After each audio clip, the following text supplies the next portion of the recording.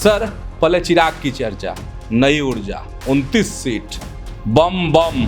और नीतीश कुमार ने खुद भी कहा कि भाजपा वालों ने चिराग पासवान को अपना मोहरा बनाया। और लेकिन सर, भाजपा के खिलाफ वो प्रत्याशी नहीं उतारे थे, यही जख्म तो है दिल में नीतीश जी को। है तो सिद्धांतवादी जी, इसमें दो मत नहीं।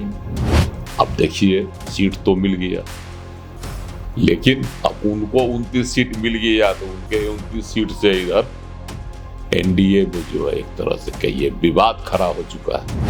परिवारवाद को प्रमुखता देने की लत तमाम इन छोटे छोटे दलों में पड़ गई। पैनोरमा ग्रुप, जो सोचता है वो करता है। नमस्कार, आप देख रहे हैं न्यूज हाट। मैं हूं चंदन झा। चिराग को मिली नई ऊर्जा और उपेंद्र कुशवाहा कर रहे खुद को फुल प्रूफ। तो आज इसी खबर को समझिए, और इस खबर पर मेरे साथ बात करने के लिए हैं वरिष्ठ पत्रकार अजय मिश्र। सर, आपका बहुत बहुत स्वागत है इस कार्यक्रम में। धन्यवाद चंदन जी। सर, पहले चिराग की चर्चा, नई ऊर्जा, 29 सीट, बम बम। देखिए, चिराग पासवान तो 40 सीट चाह रहे थे, लेकिन लड़ते लड़ते जो है वो 29 सीट ले ही लिए। अब उनके 29 सीट लेने से जो है एनडीए में घमासान मचा है। लेकिन चिराग पासवान बम बम है। उनको लग रहा है कि 2020 में जहां मेरी दुर्गति हो गई विधानसभा चुनाव में, और जो हम सीट चाह रहे थे वो हमको नहीं मिला, नतीजतन हमको अलग से लड़ना पड़ा। 137 सीट पर वो लड़े थे 2020 में। हालांकि उनको बहुत हासिल नहीं हुआ था, एक सीट उनका मटिहानी वाला उनका कैंडिडेट जीत सका था, वो अभी भाग गया नीतीश जी के साथ। बेचारे हो गए एकदम शून्य पर, में विधायक विहीन हो गए। सांसद तो उस समय उनके पास थे, ये 6 गो थे, पारस सूरज सब जो भी हैं। लेकिन धीरे धीरे उनकी पार्टी जो है एकदम टूट गई। पशुपति कुमार पारस तोड़ दिए, 5 सांसद चला गया उनके पशुपति कुमार पारस के साथ। उस समय भी अकेले बच गए। जी। चिराग पासवान हतोत्साहित हो गए। इसी बीच जो है आपको रामविलास पासवान का भी निधन हो गया। एकदम चारों बगल से पारिवारिक तौर पर भी एक तरह से कहिए टूअर हो गए, राजनीतिक तौर पर भी एकदम अकेला हो गए। पशुपति कुमार पारस भी उन पर प्रहार करने लगे कि अगर रामविलास जिंदा होते तो वैसा नहीं होता जैसा कि विधानसभा चुनाव में चिराग पासवान ने अपनी जीत की वजह से किया। जी। तो आगे उनको जो है शून्य दिखाई पड़ रही थी राजनीति में, एकदम वैकेंट कि अब क्या किया जाए। अच्छा, 2020 के चुनाव के बाद 2020 के चुनाव 21 में जब बंटवारा हो गया, टूट गई पार्टी, तब तो उनको लगा कि अब राजनीति जो है मेरे बस की बात नहीं। लेकिन बाद में उन्होंने हिम्मत जुटाई। कहा जाता है कि वह हिम्मत उनमें कब आई। न्यूज हाट ने एक चलाया था वीडियो उन पर, जिसमें कहा था कि चिराग पासवान को हार भले गए, एक ही सीट जीते, लेकिन नीतीश कुमार को तो हरा ही दिए, जिसका आरोप चिराग पासवान पर लगते रहा। और नीतीश कुमार ने खुद भी कहा था कि भाजपा वालों ने चिराग पासवान को अपना मोहरा बनाया। और चिराग पासवान अंत क्या, अभी तक कहते हैं कि हम प्रधानमंत्री नरेंद्र मोदी के हनुमान हैं। उस समय भी कह रहे थे, चुनाव अलग लड़ रहे थे, लेकिन कह रहे थे कि हम हनुमान नरेंद्र मोदी की। उसके बाद से उनमें जो है ना एक प्रेरणा आई। उसमें गुजरात ने कहा था इनको 25 लाख वोट आया था पूरे, और सही बात है, 25 लाख से ऊपर वोट आया था इनको कुल सीटों पर। कई सीटों पर तो सेकंड नंबर पर रहे थे, जो जदयू और क्या कहता है, कहीं कहीं बीजेपी, कहीं कहीं आरजेडी की हार का कारण बना। तो कहीं न कहीं मजबूत स्थिति में थे, और वोट भी आया 5.8%। 2020 की हम बात कर रहे हैं। लेकिन सर भाजपा के खिलाफ वो प्रत्याशी नहीं उतारे थे, यही जख्म तो है दिल में नीतीश जी को। एक दो जगह उतारे थे, अभी नाम नहीं हमको याद है। अच्छा। वहां से वो भाजपा के प्रत्याशी हारे भी इस वजह से। तो उस खेल में जो है जिस तरह से पराजित हो गए नीतीश कुमार, जिस तरह से उनको एकदम राजनीति से है ना एकदम से हाशिए पर डालने की पूरी रणनीति चल दी, और उसमें वह सफल भी हो गए थे पार्टी तोड़कर। बाद में जो है वह जब वीडियो देखे न्यूज हाट का, जिसमें 25 लाख वोट की बातें आई, अब उनका हौसला जो है उस खबर में हौसला अफजाई की गई, तब उनको लगा कि नहीं, वोटर्स तो मेरे साथ हैं, जन समर्थन तो जुटा बनाया जा सकता है। और उन्होंने जो है उसी प्रेरणा से राजनीति की नई धारा शुरू कर दी। कहा जाता है कि उसमें उनकी मां की जो है ना बहुत बड़ा संबल रहा, सहयोग रहा और प्रेरणा रही। आज उसी का फलाफल है। सर न्यूज हाट का स्टोरी दिखाई मां जा करके कि ऐसे भी हो सकता है, उसी का फलाफल रहा कि वह नए सिरे से संगठन को खड़ा करने में जुट गए और धीरे धीरे जो है उनको कामयाबी मिली, संगठन को मजबूत बनाया। लेकिन नरेंद्र मोदी का साथ उन्होंने कभी नहीं छोड़ा और लड़ते झगड़ते है ना, थपेर खाते जो होता है सियासी, और वह जो है पशुपति कुमार पारस को तो साइड करिए दिए। लोकसभा चुनाव में 2024 में 5 गो सीट जो है ले लिए और 5 सीट पर उनकी जीत हो गई। जहां वो लड़खड़ा रहे थे उनके कैंडिडेट, जैसे समस्तीपुर में लड़खड़ा रहे थे सांबवी चौधरी, जमुई में उनके जो है अरुण भारती बहनोई है, वो लड़खड़ा रहे थे।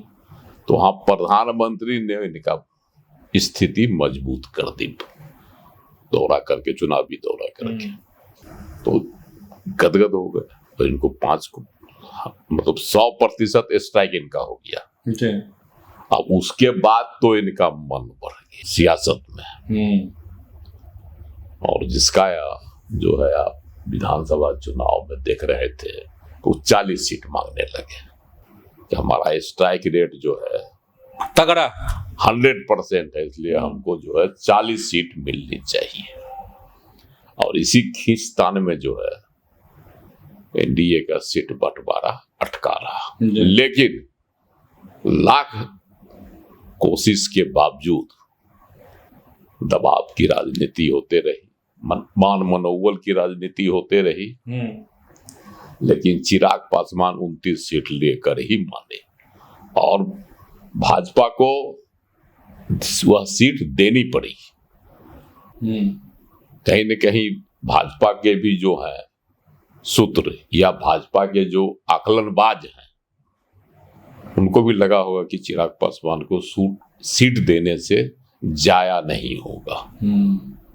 अब देखिए सीट तो मिल गया, लेकिन अब उनको 29 सीट मिल गया तो उनके 29 सीट से इधर एनडीए में जो है एक तरह से कहिए विवाद खड़ा हो चुका है। जीतन राम मांझी पूर्व मुख्यमंत्री थे और गया से सांसद हैं पार्टी के, वह जो है अलगे तिल मिला गए कि हमको महत्व नहीं दिया गया। तो पता चल जाएगा चुनाव में 6 गो सीट उनको मिला। दिल्ली में तो एकदम बोलती बंद थी, नरेंद्र मोदी का गुणगान करके पटना आ गया। पटना एयरपोर्ट पर आते ही उनका जो है क्या हवा लग जाता है, पटना में सुर उनका बदल गया। और इधर उपेंद्र कुशवाहा भी, वहां भी जो है जो सीट मिला लड़ेंगे, ठीक है, मन भारी करके ही दिल्ली में वो बोलते थे, लेकिन वहां खुला विरोध उन्होंने नहीं किया। पटना आए तो पूरी तरह से उनका सुर बदल गया। हालांकि वह खुले तौर पर विरोध अभी भी नहीं कर पा रहे हैं। कभी कविता सुनाते हैं तो कभी लेटर लिखते हैं, कार्यकर्ताओं को सांत्वना देते हैं, लेकिन दर्द जो है अपना वो निकालते हैं। और सबसे बड़ी कहानी है उपेंद्र कुशवाहा की, उपेंद्र कुशवाहा कहीं भाग भी नहीं सकते हैं। या तो एनडीए के साथ रहेंगे और नहीं तो फिर जाएंगे उधर जो है AIM या और लोगों के साथ गठबंधन बनाएंगे। कारण है कि उनको जो है तेजस्वी का नेतृत्व नहीं स्वीकार है। वो कई बार ऐसा जो जब भी अवसर आया है उन्होंने कहा भी कि हमको तेजस्वी के नेतृत्व में हम काम नहीं कर सकते हैं, तो सिद्धांतवादी जी, इसमें दो मत नहीं। कई बार जो है वो सदस्य राज्यसभा की सदस्यता छोड़ चुके हैं, मंत्री पद छोड़ चुके हैं, विधानसभा से इस्तीफा दे चुके हैं। कई बार जब भी उनको लगा ऐसा तो है तो वसूल के पक्के सिद्धांतवादी, लेकिन कहीं न कहीं उनको एक कसक है कि अगर एनडीए को छोड़े तो महागठबंधन के साथ जाना होगा और वहां तेजस्वी क्या जो है नेतृत्व स्वीकारना होगा, जो उनके नेचर में नहीं है। और अब एक नई सियासत बिहार में हो गई जिसकी शुरुआत हालांकि कहिएगा तो रामविलास पासवान ने ही की थी। रामविलास पासवान ने शुरुआत की थी परिवारवाद को, भाई को दिए, भतीजा को दिए, है ना, फिर बेटा को दिए, सबको सांसद विधायक बना दिए, है ना, अपने ही काल में, और सब उनका हो गया था सांसद। इसलिए 2005 के विधानसभा चुनाव में वो 27 को सीट पर जीते थे। उधर जो है राबड़ी लालू प्रसाद की पार्टी को जो है बहुमत नहीं मिल पाया था, इधर नीतीश कुमार को भी अपना बहुमत नहीं जुट पा रहा। सब लोग इनको लुभा रहे थे, इच्छा भी लेके रामविलास पासवान घूम रहे थे। उसमें इनकी पार्टी टूट गई।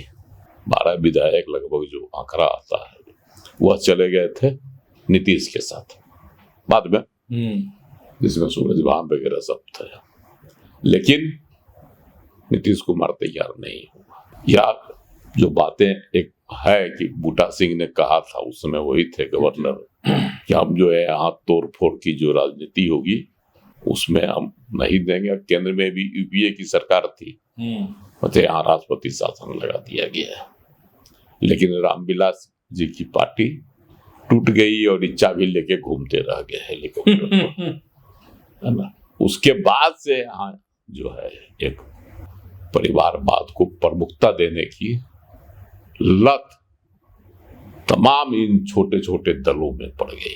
अब जैसे जीतन राम मांझी खुद लड़े, है ना, पहली बार विधायक बने थे ना भाई, इसके पहले तो अब सांसद तो 24 में बने।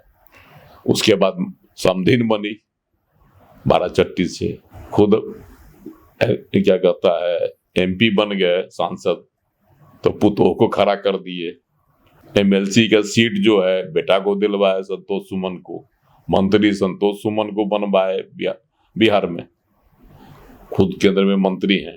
तो एक तरह से कहिए तो पूरे तरह से परिवार के इर्द गिर्द ही उनका घूम रहा है। इसके पीछे है उनकी सोच कि अगर दूसरे को रखते हैं तो पार्टी टूटेगी तो भाग जाएगा। इसका उदाहरण है मुकेश सहनी। मुकेश सहनी जो है 2020 के विधानसभा चुनाव में लड़े आके एनडीए के साथ 11 गो सीट उनको मिल गई और 4 गो उनका जीत गया। खुद तो हार गए, 4 गो उनका जीता है, बाद में उसमें से 3 गो जो भाग के बीजेपी में चला गया और रह गए ढंढन गोपाल। वो उनका जो है कैंडिडेट की मौत हो गई थी और उपचुनाव हुआ तो उसमें आरजेडी से वो जीते है ना।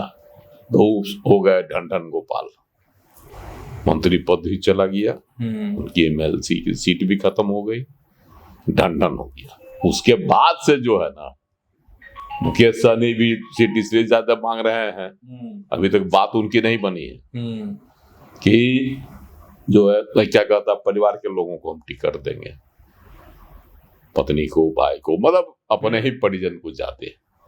इधर उपेंद्र कुशवाहा के साथ भी यही बात हो रही है, वह भी अब परिवारवाद पर ही जोर दे रहे हैं। तो मतलब खुद को फुल प्रूफ करने के लिए। हाँ, और पत्नी को लड़ाएंगे सासाराम से, और बेटा या पुतोह को लड़ाएंगे महुआ से। तो इसी तरह की बातें जो है उनमें भी आ गया है परिवारवाद से। और यही उनसे पूछा गया था दिल्ली पे कि आप बताइए कितनी सीट लेके क्या कीजिएगा, किसको किसको कैंडिडेट बनाइएगा। उन्होंने दिया तो उसमें परिवार का था, पत्नी, बेटी, बेटा, है ना, सबका नाम तो कहा। तो इतना जब दूसरा सीट काहे बर्बाद कीजिएगा। इसीलिए उनको 6 सीट मिली और जीताराम मांझी को भी इसी वजह से मिली सीट 6 को। एकदम कड़ा निर्णय वहां हो गया दिल्ली में, लेकिन वहां तो नहीं चला इन लोगों का, यहाँ आके अपना तिल मिला रहे।